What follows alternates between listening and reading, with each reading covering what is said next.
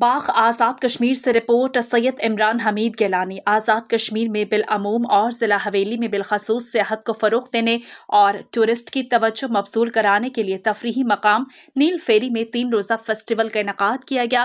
Festival की कामयाबी के लिए हुकूमत आज़ाद कश्मीर, महकमा सियाहत, हवेली की इंतज़ामिया समेत सिविल सोसाइटी ने अहम किरदार अदा किया। क़ुर्ब जवार समेत मुल्क भर से हज़ारों मर्द व ख़वातीन सियाह फेस्टिवल में शरीक हुए।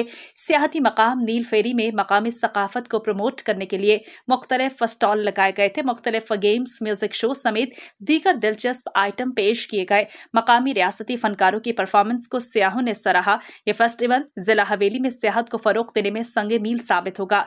Report Syed Imran Hamid Gilani, bureau chief, news box, TV Bagh, Azad Kashmir.